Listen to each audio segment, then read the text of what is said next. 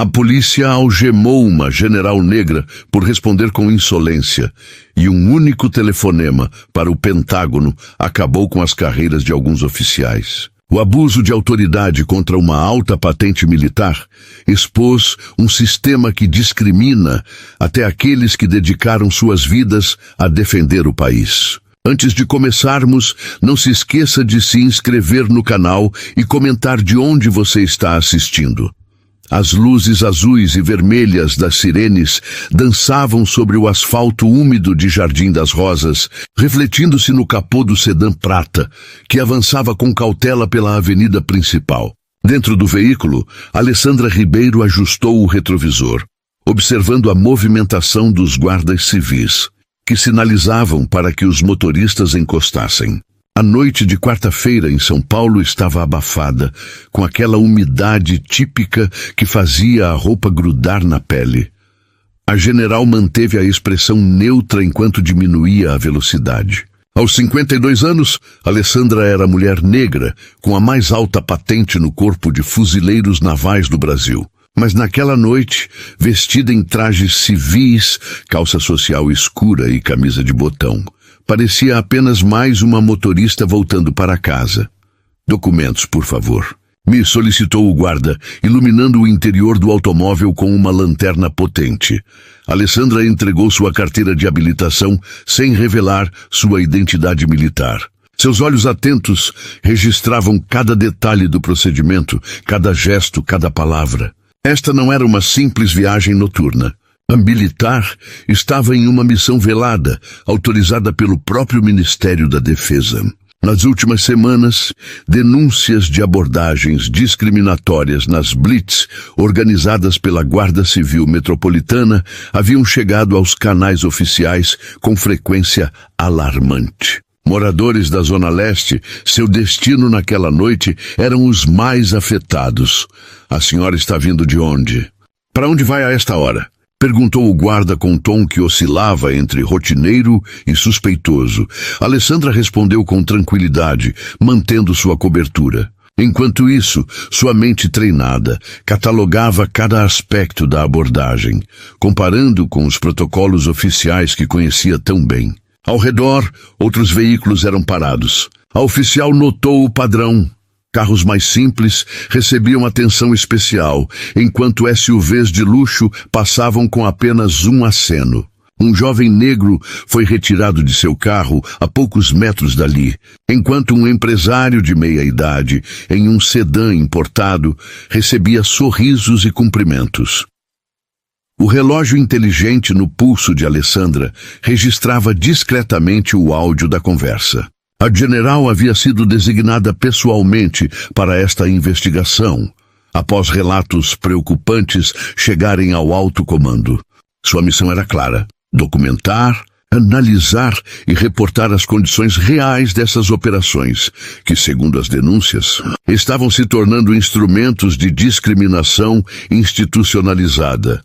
Pode seguir, disse finalmente o guarda, devolvendo seus documentos. Alessandra agradeceu com um aceno discreto e acelerou suavemente. Ninguém naquela blitz fazia ideia de quem ela realmente era, nem do furacão que estava prestes a desencadear no sistema.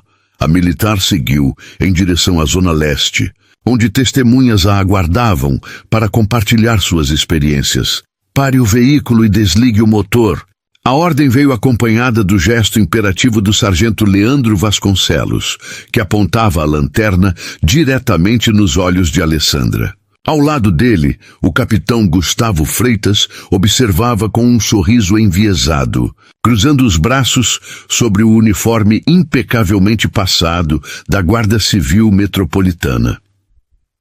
Alessandra baixou o vidro do sedã com calma, mantendo as mãos visíveis sobre o volante, conforme os protocolos que ela própria ajudara a estabelecer nas Forças Armadas. Boa noite. Posso saber o motivo da abordagem? Perguntou a general com voz firme, mas educada. Documentos primeiro, perguntas depois, retrucou Vasconcelos, estendendo a mão com impaciência, enquanto entregava sua carteira de habilitação. Alessandra insistiu. Pela lei, o senhor precisa informar o motivo da abordagem. O capitão Freitas se aproximou, inclinando-se na janela.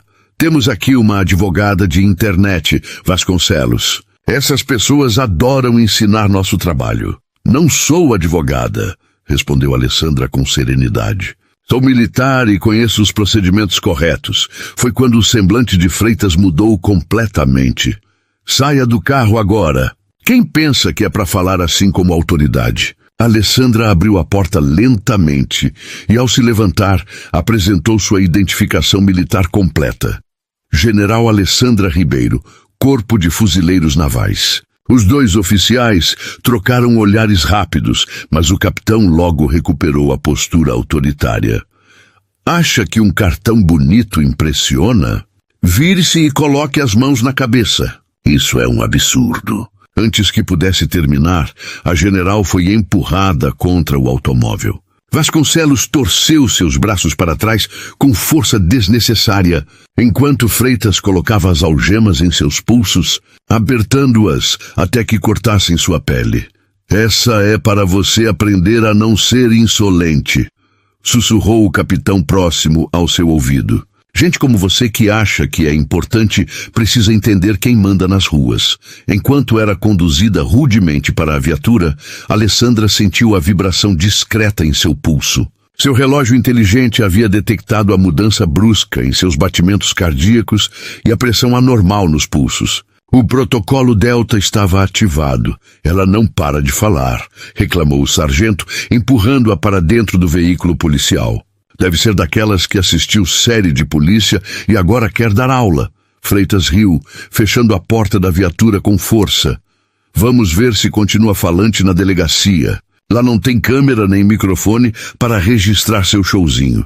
O que os dois não perceberam foi o pequeno LED azul piscando no relógio da general.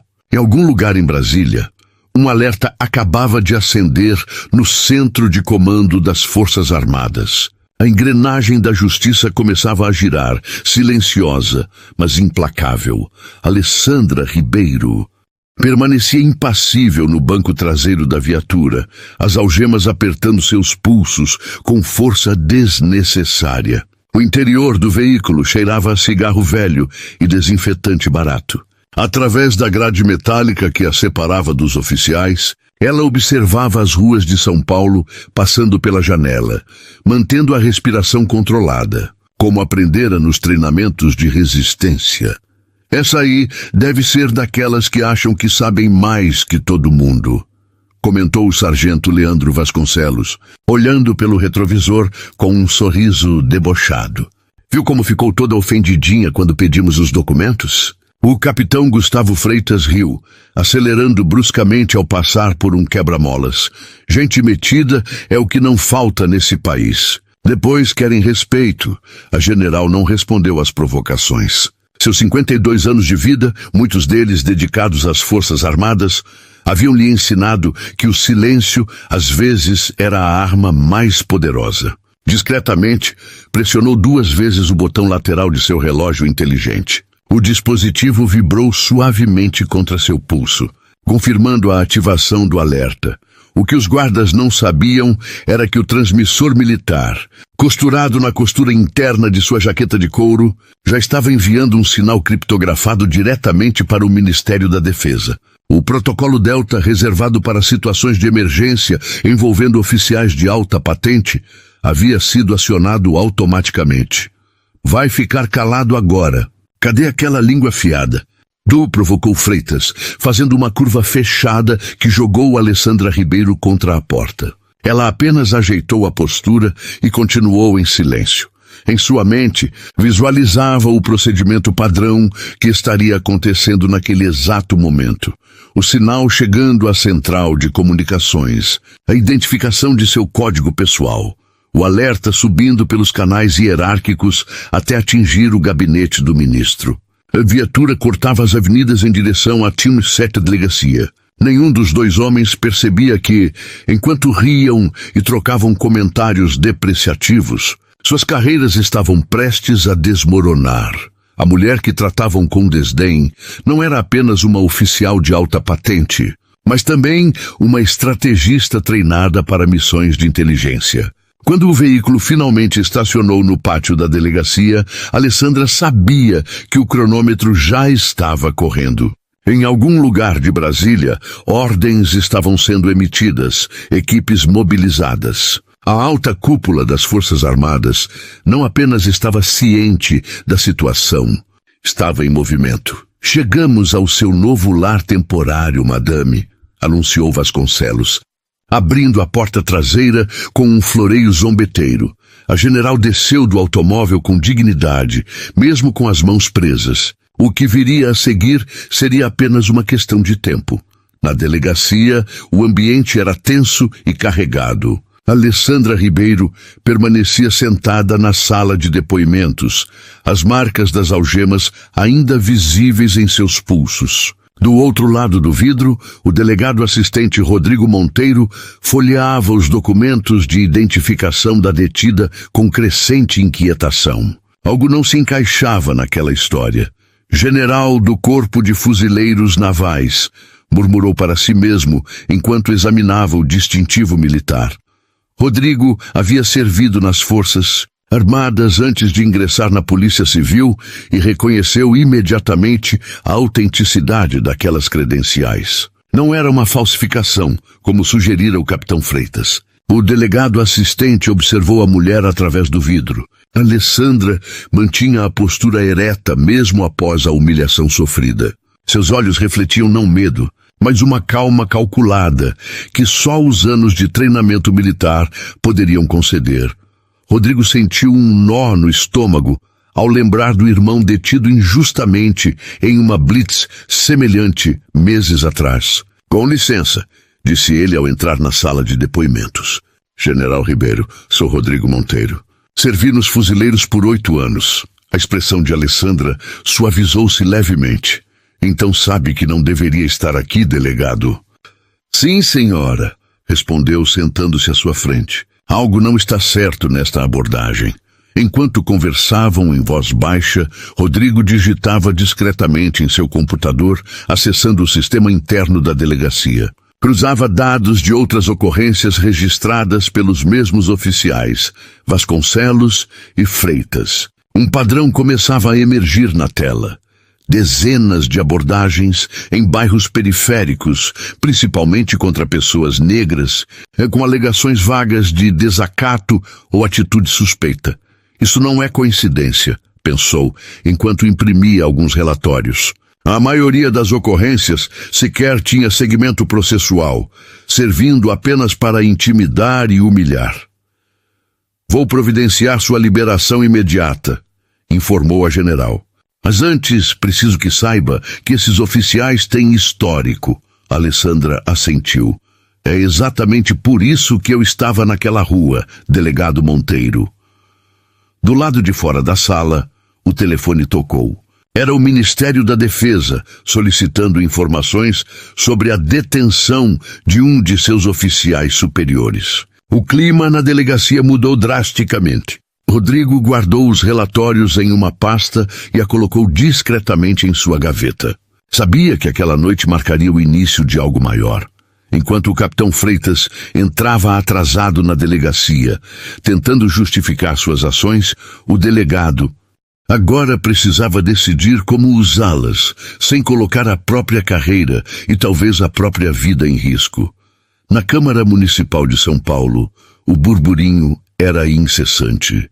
Ronaldo Campos caminhava pelos corredores com o celular grudado ao ouvido, gesticulando nervosamente enquanto tentava controlar o estrago. O vereador, principal arquiteto da lei das blitz seguras, sabia que sua reputação estava por um fio.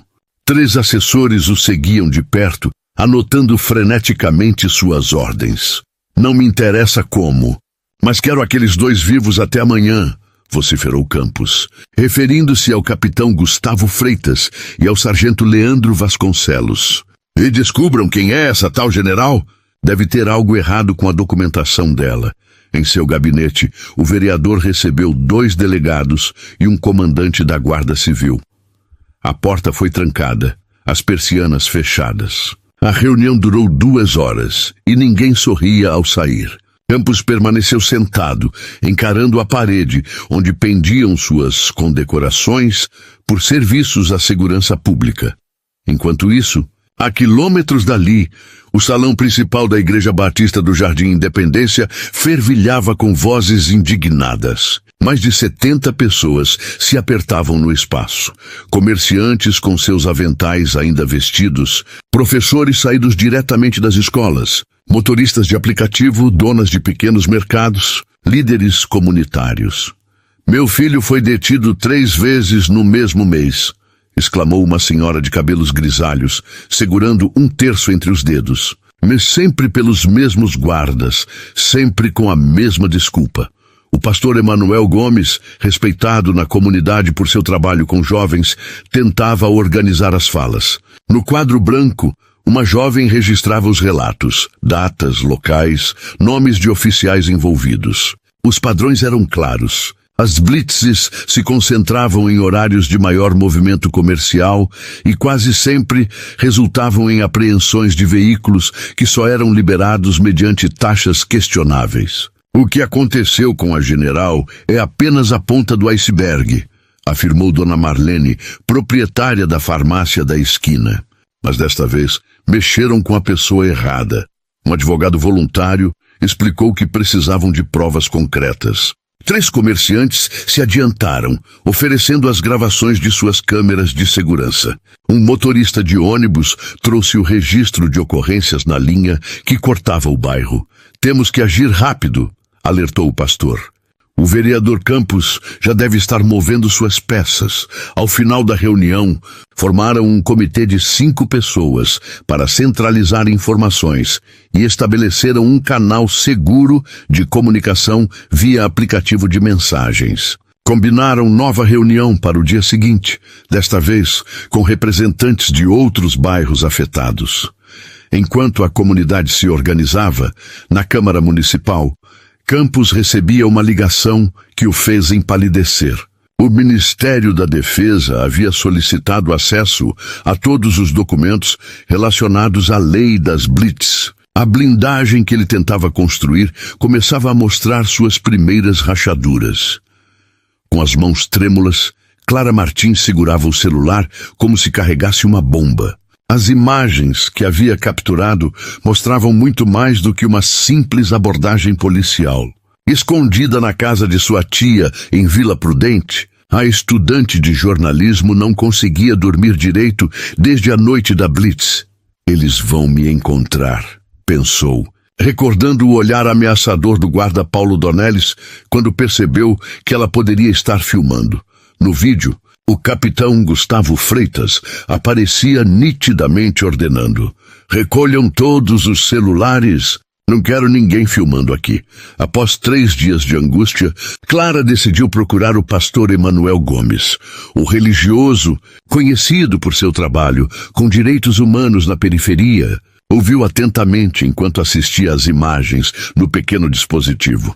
"Você fez o certo, filha?", disse ele, colocando a mão no ombro da jovem. "Mas isso não pode ficar apenas conosco."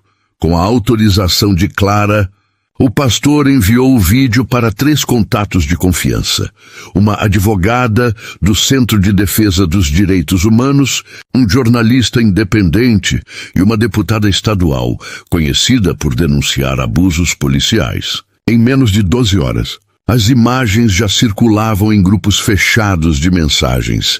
O momento mais impactante do registro mostrava a general Alessandra Ribeiro sendo arrancada do sedã prata com violência desproporcional, enquanto questionava educadamente o motivo da abordagem. A cena em que o capitão zombava de suas credenciais militares, jogando-as no chão, provocou indignação imediata. "É uma prova irrefutável", declarou a promotora Cláudia Menezes em entrevista coletiva após o vídeo chegar ao Ministério Público Estadual.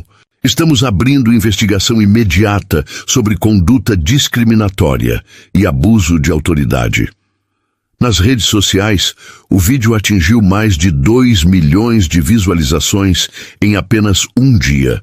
Hashtags como Booby Respeito a General e Blitz Racistas dominaram os trending topics nacionais. Veículos de comunicação de todo o país repercutiam o caso.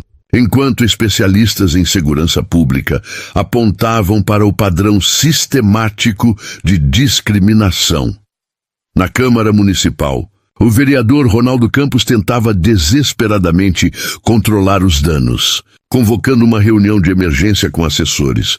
Precisamos desqualificar esse vídeo e essa menina, ordenou, sem perceber que sua própria secretária gravava a conversa. Enquanto isso, Clara recebia mensagens de apoio de desconhecidos, mas também ameaças veladas. O pastor organizou um esquema de proteção comunitária, com moradores se revezando para acompanhá-la até a faculdade. Nunca imaginei que meu celular pudesse mudar tantas coisas, confessou ela a uma amiga, observando pela janela os carros de reportagem que agora circulavam pelo bairro. Tenho medo, mas não me arrependo. Rodrigo Monteiro observava a fotografia emoldurada sobre sua mesa enquanto digitava o relatório confidencial. Nela, seu irmão mais novo sorria, sem imaginar que 3 semanas depois seria humilhado em uma blitz idêntica à que vitimou a general Alessandra. A diferença: seu irmão não tinha um transmissor militar ou patente para protegê-lo. Você está certo disso? Perguntou a delegada Márcia da Corregedoria, que aguardava no canto da sala. Rodrigo assentiu, inserindo o pendrive no computador. Suas mãos tremiam levemente. Não era apenas um ato de coragem profissional, era pessoal. Há 6 meses, seu irmão havia sido abordado, agredido e detido por desacato quando questionou o motivo da abordagem. O caso foi arquivado sem investigação. Aqui estão todos os registros de blitz dos últimos 18 meses, explicou Rodrigo, abrindo pastas digitais organizadas por data. Perceba como a frequência triplica nos bairros periféricos após a aprovação da lei do vereador Campos. A delegada aproximou-se, ajustando os óculos enquanto analisava os gráficos. Os dados mostravam um padrão inquestionável. As abordagens em bairros como Jardim Independência e Sapopemba haviam aumentado exponencialmente, enquanto áreas nobres permaneciam praticamente intocadas. Isso não é tudo, continuou o ex-oficial dos fuzileiros navais, abrindo outro arquivo. Encontrei e-mails trocados entre o capitão Freitas e o gabinete de Campos. Eles discutem áreas prioritárias que coincidem exatamente com terrenos que o vereador adquiriu nos últimos 2 anos. Na tela, documentos internos mostravam investigações preliminares que foram misteriosamente interrompidas. Em um deles, o nome do vereador aparecia sublinhado com a observação: encerrar por determinação superior. Meu irmão perdeu o emprego depois da detenção, concluiu Rodrigo, fechando o pendrive com firmeza. Ficou com antecedentes criminais por algo que não fez, revelou Rodrigo, a voz firme mesmo diante da emoção contida. Quantos outros tiveram suas vidas destruídas por esse esquema? A delegada da Corregedoria copiou os arquivos para seu dispositivo oficial, registrando formalmente a entrega do material. Isso vai muito além de abuso de autoridade, comentou. Estamos falando de corrupção sistêmica. Rodrigo fechou o computador, consciente do risco que corria.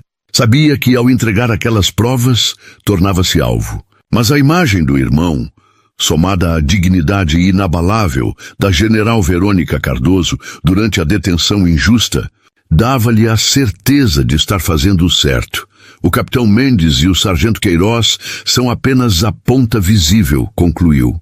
Esta operação tem raízes profundas na Câmara Municipal. Quando a delegada saiu, Rodrigo observou pela janela o movimento da rua. Em algum lugar da cidade, o vereador Ronaldo Campos ainda acreditava estar protegido. Isso estava prestes a mudar. A repercussão do vídeo de Aline Park se espalhou como fogo em palha seca. Em menos de 48 horas, as imagens da general Verônica Cardoso, sendo algemada, atingiram mais de 3 milhões de visualizações nas redes sociais. A pressão pública foi imediata e avassaladora. O Ministério da Justiça, em pronunciamento oficial, determinou intervenção federal temporária nas operações de blitz da capital paulista. Não podemos tolerar abusos sistemáticos contra cidadãos, especialmente quando motivados por discriminação, declarou o ministro. Em coletiva transmitida nacionalmente, na Prefeitura de São Paulo, o clima era de crise. Acuado por manifestações em frente ao edifício, o prefeito convocou entrevista extraordinária. Determino a suspensão imediata da polêmica Lei das Blitz Seguras, de autoria do vereador Ronaldo Campos. Até que se apurem todas as denúncias, haverá revisão completa dos protocolos de abordagem, afirmou, visivelmente constrangido diante das câmeras. Enquanto isso, o sargento Éder Queiroz e o capitão Mauro Mendes receberam notificações oficiais de afastamento.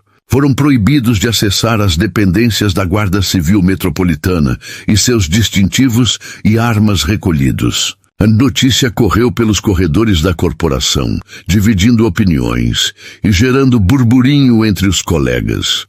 Nos bastidores, Mendes agia com desespero. Em uma sala reservada do Sindicato dos Guardas Civis, reuniu 3 oficiais de sua confiança. Precisamos nos antecipar. Aqueles relatórios de ocorrência da Zona Leste, vocês sabem quais, sussurrou, passando a mão nervosamente pelo cabelo grisalho. Queiroz, por sua vez, tentava contato com o gabinete de Campos.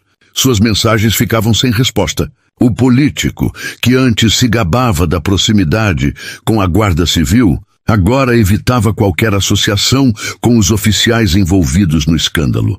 Na 550ª delegacia, o delegado assistente Rodrigo Ribeiro observava atentamente o desenrolar dos acontecimentos. Com acesso privilegiado ao sistema, monitorava tentativas suspeitas de alteração em registros digitais. Sua experiência como ex-fuzileiro naval dava-lhe frieza para documentar cada movimento irregular. A general Verônica Cardoso, já em liberdade, participava de reuniões no Ministério da Defesa. Sua postura serena contrastava com a gravidade da situação. Enquanto apresentava relatórios detalhados, seu celular não parava de receber notificações, mensagens de apoio de moradores da Zona Leste agradecendo sua coragem. O cerco se fechava.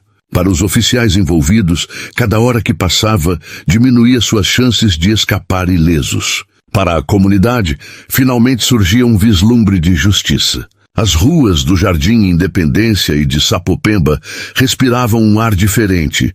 Sem as constantes blitzes que marcavam o cotidiano dos moradores, uma tranquilidade quase esquecida pairava sobre os bairros da Zona Leste.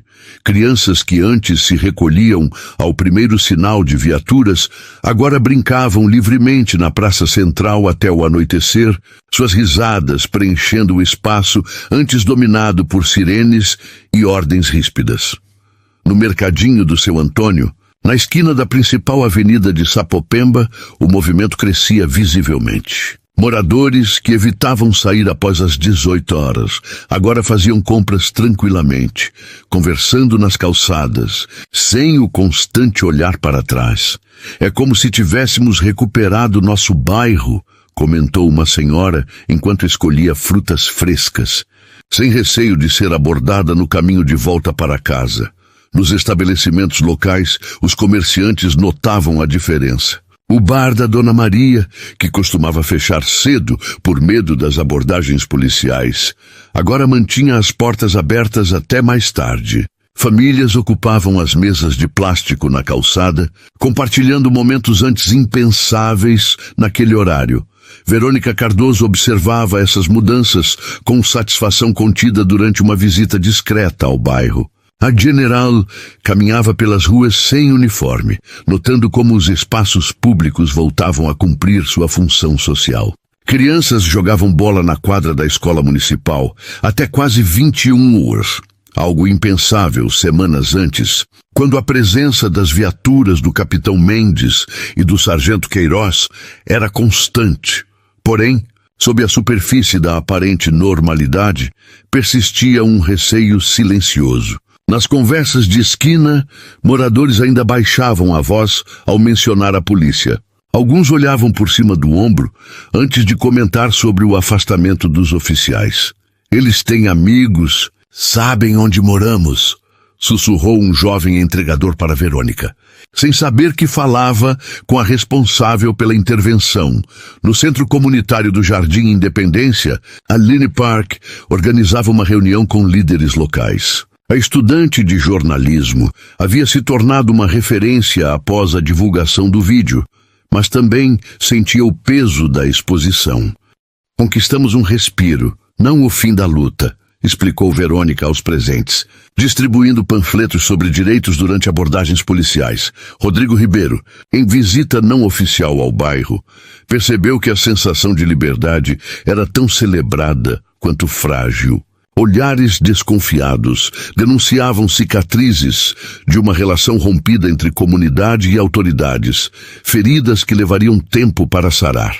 A ausência das blitzes não criava um vazio de segurança, como afirmavam os defensores de Ronaldo Pires, mas sim o espaço para a vida que sempre deveria ter existido ali. O exemplo de Aline Park reverberou pela Zona Leste como uma onda silenciosa de coragem. 3 dias após a viralização do vídeo, moradores começaram a apresentar seus próprios registros. Uma senhora de Sapopemba trouxe um áudio gravado em seu celular, no qual o sargento Éder Queiroz exigia pagamento para liberar seu filho de uma abordagem. Um motorista de aplicativo mostrou filmagens da câmera interna do veículo, evidenciando que o capitão Mauro Mendes selecionava apenas jovens negros para a revista completa, enquanto passava rapidamente por passageiros brancos. É como se tivéssemos aberto as comportas, comentou Rodrigo ao receber uma caixa com mais de 30 depoimentos escritos. Até tarde da noite, ele organizava metodicamente cada evidência. Sua mesa antes vazia agora transbordando relatos de extorsão, intimidação e discriminação sistemática. A Promotoria de Direitos Humanos, em parceria com a Defensoria Pública, montou um grupo especial no Salão Paroquial da Igreja Batista do Jardim Independência.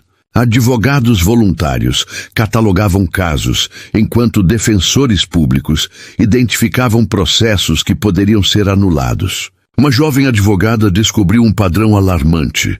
Mais de 80% das abordagens resultavam em acusações contra pessoas negras e pardas, mesmo em bairros de população majoritariamente branca.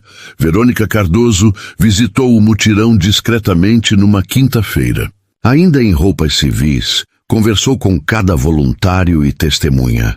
O que vocês estão fazendo aqui não é apenas justiça individual. É reconstrução institucional, afirmou, examinando pilhas de documentos organizados por gravidade e região. Na semana seguinte, o juiz da Vara Criminal da Zona Leste anulou 27 processos baseados exclusivamente em depoimentos dos oficiais afastados. Um jovem que passara 3 meses detido por desacato foi libertado ao surgir um vídeo de comerciante mostrando que ele apenas questionava a razão da abordagem.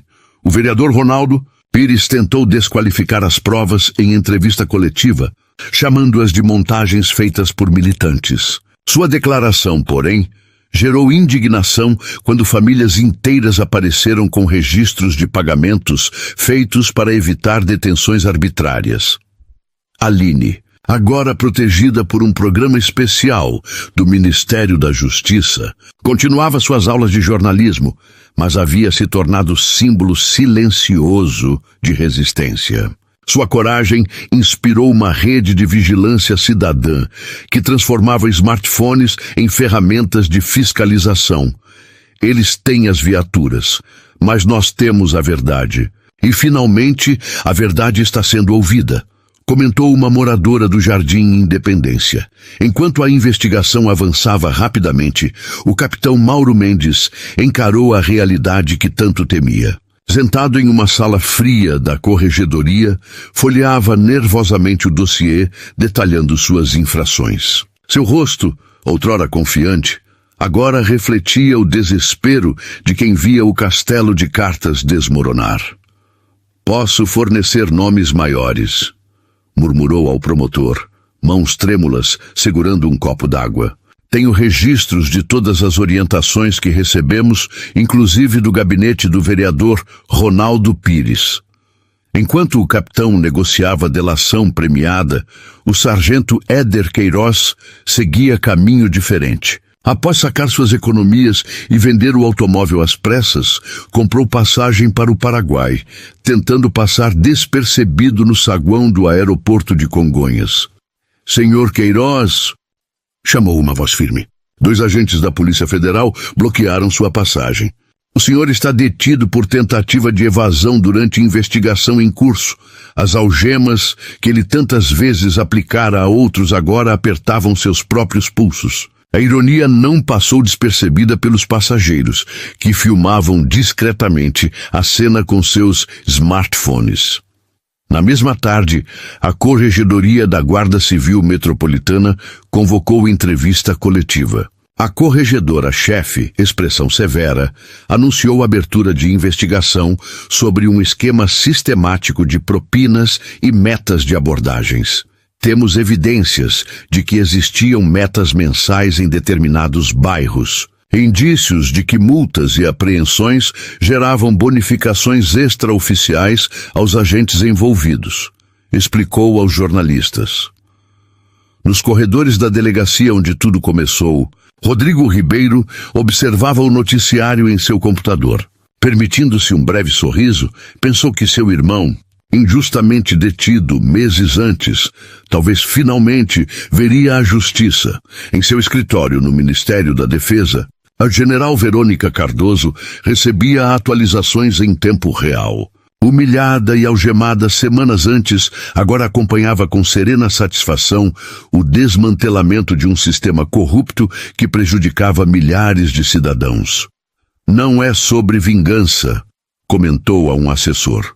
"É sobre responsabilidade." Enquanto isso, nas redes sociais, o vídeo da prisão de Queiroz viralizava, acompanhado de hashtags como "Rique Justiça Realizada" e "Ei Fim da Impunidade". A justiça, que por tanto tempo pareceu cega, finalmente mostrava que podia enxergar.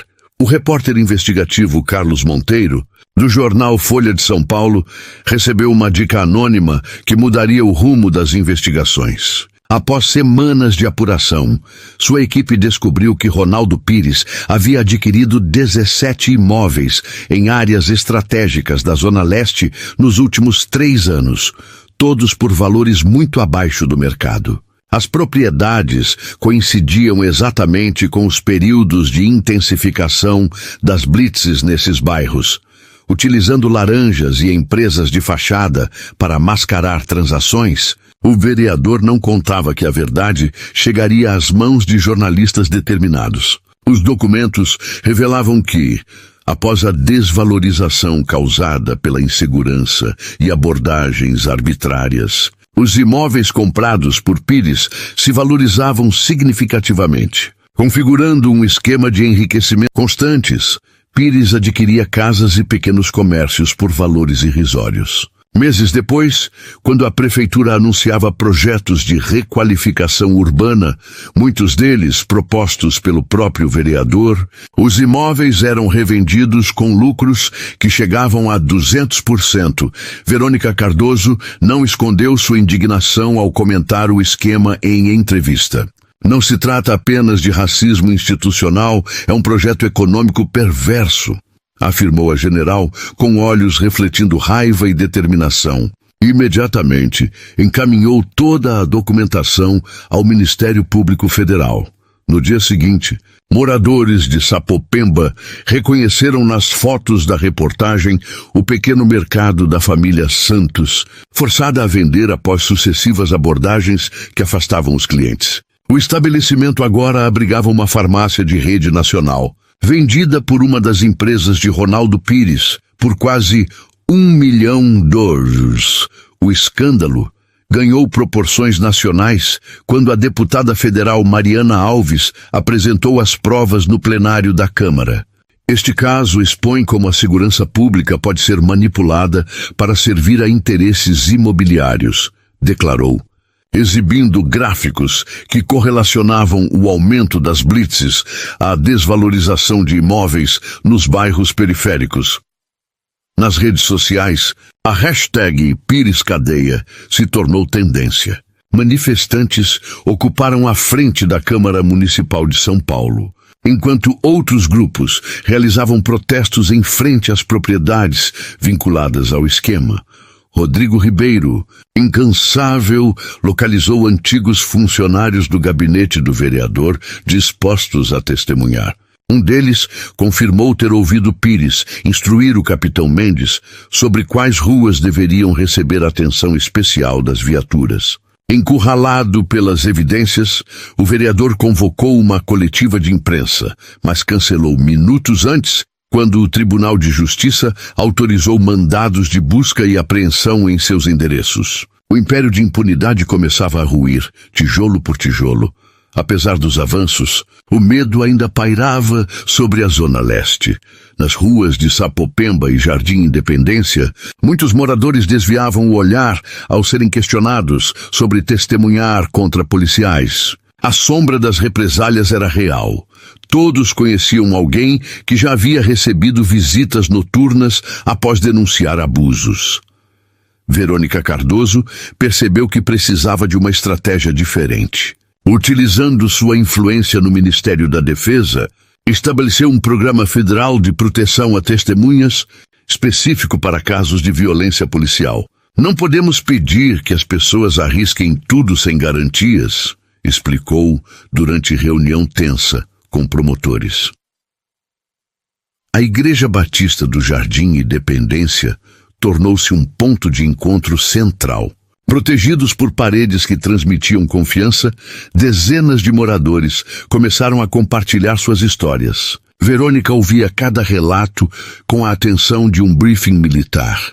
Em uma dessas reuniões, uma senhora de 70 anos descreveu como seu neto fora humilhado em uma blitz comandada por Éder Queiroz. Rodrigo Ribeiro também participava, trazendo documentos que comprovavam padrões sistemáticos de abuso. Ainda não confio totalmente, confessou Aline Park durante um encontro na Associação de Moradores de Vila Prudente. A estudante, que havia arriscado muito ao gravar o vídeo, ainda olhava por cima do ombro ao caminhar pelas ruas. Mas se não fizermos nada agora, quando faremos? A reconstrução da confiança era lenta. Verônica repetia em cada reunião: não prometo um mundo perfeito. Estou oferecendo ferramentas para que lutem com mais segurança. Gradualmente, o número de depoimentos cresceu.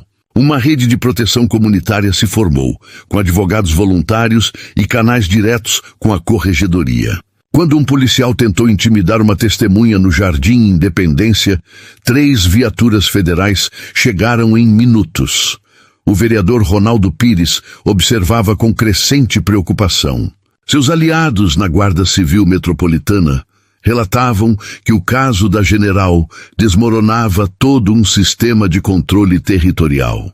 A confiança ainda era frágil, como o cristal recém-formado, mas pela primeira vez em décadas, os moradores da Zona Leste acreditavam que suas vozes poderiam gerar mudanças reais. 6 meses após a fatídica noite em Campo Belo, o caso de Verônica Cardoso transformou-se em símbolo nacional de resistência contra abusos policiais. Na Assembleia Legislativa de São Paulo, um silêncio respeitoso preenchia a sala enquanto a general se dirigia ao microfone. Vestida com uniforme completo de gala, insígnias do Corpo de Fuzileiros reluzindo, ela representava não apenas as Forças Armadas, mas todos que já haviam sido silenciados. O que enfrentei naquela noite não foi exceção, mas regra para muitos brasileiros, declarou com voz firme. Relatou cada detalhe da abordagem, desde algemas apertadas até as piadas racistas dentro da viatura. Parlamentares e jornalistas anotavam cada palavra enquanto ela detalhava o sistema de cotas de abordagens que havia descoberto. Na primeira fila, Rodrigo Ribeiro acompanhava atentamente. Seu trabalho meticuloso havia permitido que 342 processos já fossem anulados pelo Tribunal de Justiça. Não buscamos vingança. Buscamos justiça e reforma, disse Verônica, apresentando gráficos comparativos entre bairros nobres e periféricos, evidenciando a disparidade gritante. O Ministério da Justiça, pressionado pelo clamor público e pelo vídeo de Aline Park, implementou o Programa Nacional de Revisão de Abordagens Policiais, incluindo a presença obrigatória de defensores públicos em todas as blitzes, garantindo respeito aos direitos básicos. Na comunidade do Jardim Independência, moradores assistiam à transmissão ao vivo na igreja local. Aline, reconhecida como a jovem que desafiou o sistema, sorria discretamente. Seu ato de coragem inspirou dezenas de outras testemunhas a compartilharem suas próprias experiências. Esta é apenas uma vitória parcial, alertou Verônica ao final do depoimento. O verdadeiro desafio será reconstruir a confiança entre comunidades e instituições de segurança. Enquanto isso, nos corredores do Fórum Criminal, o ex-capitão Mendes aguardava julgamento.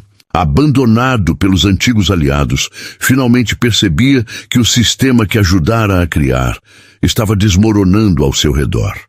O vereador Pires enfrentava uma CPI por seu envolvimento em esquemas de especulação imobiliária nas áreas mais afetadas pelas blitzes. Ao deixar a Assembleia, Verônica foi recebida por um grupo de crianças de escolas públicas da Zona Leste. Uma menina lhe entregou um desenho. Uma mulher em uniforme de pé, enquanto as algemas jaziam quebradas no chão. A mensagem era clara. O medo começava a dar lugar à esperança. Após 6 meses de intensas negociações e pressão popular, o Congresso Nacional aprovou por ampla maioria a Lei do Enforcement Justo. A legislação, considerada histórica, proíbe expressamente a criação de cotas de abordagens e exige transparência total em todas as blitzes no país. Durante a votação, parlamentares de diversos partidos citaram o caso de Verônica Cardoso como catalisador da mudança. O que aconteceu com a General Cardoso poderia ter sido apenas mais um caso abafado, mas se tornou um ponto de virada para a nossa democracia, declarou a relatora do projeto, emocionada. A nova lei determina a obrigatoriedade de câmeras corporais com transmissão em tempo real, presença de ouvidores independentes em operações de grande porte, e a criação de um banco de dados nacional para monitorar padrões de abordagem, permitindo identificar rapidamente desvios que indiquem discriminação racial ou social. No Ministério da Defesa, Verônica recebeu a notícia com sua habitual serenidade. Instituições funcionam quando pessoas corajosas as fazem funcionar, disse, dedicando a vitória às comunidades da Zona Leste de São Paulo, que por anos sofreram com abordagens abusivas. A imprensa destacou o papel de Aline Park, cuja gravação se tornou símbolo da resistência civil. A estudante, agora contratada por um grande portal, declarou: "Não foi heroísmo, apenas o mínimo que qualquer cidadão deve fazer diante da injustiça." Rodrigo Ribeiro também foi celebrado pela coragem de compartilhar documentos sigilosos. Enquanto isso, o ex-vereador Ronaldo Pires aguardava julgamento por corrupção passiva e formação de quadrilha, com bloqueio de milhões de reais em bens. Na Câmara Municipal, uma moção de aplausos homenageou Verônica, Aline e Rodrigo, reconhecendo-os como guardiões da cidadania. O documento aprovado destacou que a verdadeira segurança pública só existe quando respeita a dignidade de todos, independentemente de cor, classe ou endereço. A lei entraria em vigor em 60 dias, tempo necessário para que corporações de todo o país adaptassem protocolos e treinassem efetivos. Na Avenida Cangaíba, antes palco de longas filas e motoristas apreensivos, a liberdade era quase palpável. Um menino de 10 anos pedalava sua bicicleta vermelha, cruzando a via com um sorriso despreocupado. Bona Margarida, comerciante local há mais de 20 anos, observava da porta de seu mercado. Antes, ninguém saía de casa depois das 19 horas. Agora olha só isso, comentou para uma cliente, apontando para as famílias passeando pelas calçadas. No antigo ponto fixo das blitzes comandadas por Mendes e Queiroz, erguiam-se tendas brancas. A Associação de Moradores do Jardim Independência, em parceria com a Defensoria Pública, organizou uma clínica gratuita para a revisão de antecedentes criminais. Dezenas de pessoas formavam filas por escolha própria. Aline Park ajudava a organizar os atendimentos, transformando seu trabalho de conclusão de curso em documentário sobre a resistência da comunidade. Muita gente aqui carrega marcas injustas por causa daquelas abordagens, explicava aos voluntários. Rodrigo Ribeiro chegou discretamente, carregando pastas com documentos essenciais para a revisão de processos. Conseguimos mais 50 processos aprovados para anulação, informou a coordenadora do evento. Uma senhora idosa aproximou-se timidamente. O senhor pode me ajudar? Meu neto foi detido no ano passado, numa dessas blitzes. Ele perdeu o emprego por causa da ficha suja. Enquanto Rodrigo atendia a senhora, crianças brincavam ao redor das tendas. Um grafite recém-pintado no muro mostrava uma pomba branca quebrando algemas. Abaixo, letras coloridas anunciavam: onde havia medo, plantamos justiça. O sol começava a se pôr e jovens músicos montaram instrumentos na praça. As primeiras notas de samba ecoaram pelo espaço, que meses antes só conhecia o som de sirenes e ordens ríspidas. Na Academia Militar das Agulhas Negras, a luz da manhã iluminava o auditório. Verônica Cardoso ajustou o microfone diante de 200 cadetes. Reconhecida nacionalmente, ministrava uma palestra sobre ética nas abordagens policiais. A verdade não respeita patente e justiça não é poesia, precisa funcionar, declarou com serenidade. O uniforme não nos coloca acima da lei, mas nos impõe responsabilidade maior. Ela falava sem rancor, descrevendo como um abuso de autoridade desencadeou transformação nacional nas políticas de segurança. Citou Rodrigo, cuja coragem expôs as irregularidades, e Aline, que arriscou sua segurança para documentar a injustiça. Serão testados não nos momentos de glória, mas nas escolhas silenciosas. Quando ninguém estiver olhando, quando a câmera estiver desligada, quando o poder parecer absoluto, é aí que se revela o verdadeiro caráter. Ao final da palestra, um cadete levantou a mão. General, a senhora se arrepende de ter enfrentado aquela situação sozinha? Verônica sorriu. Nunca estamos sozinhos quando lutamos pelo que é certo. Cada pessoa que decide agir corretamente fortalece os outros. Após os aplausos, o comandante da academia entregou-lhe um envelope. Dentro, uma carta assinada por dezenas de moradores da Zona Leste, comerciantes, estudantes e trabalhadores, cujas vidas mudaram desde que as blitzes foram reformuladas. A general guardou o documento no bolso do uniforme. Não era apenas reconhecimento, mas a prova de que a mudança institucional era possível. No caminho de volta, dirigindo entre Resende e o Rio de Janeiro, Verônica refletiu sobre os últimos meses. O cansaço pesava, mas havia algo mais forte, a certeza de que seu trabalho continuaria através daqueles jovens oficiais. O telefone tocou. Rodrigo informava que Ronaldo Pires fora finalmente condenado. Mais uma vitória. Ao cruzar uma blitz na rodovia, Verônica observou policiais trabalhando com defensores públicos, conforme a nova legislação. Ela diminuiu a velocidade, apresentou seus documentos e foi tratada com o respeito que qualquer cidadão merece. A luta não havia terminado, mas um novo capítulo estava sendo escrito.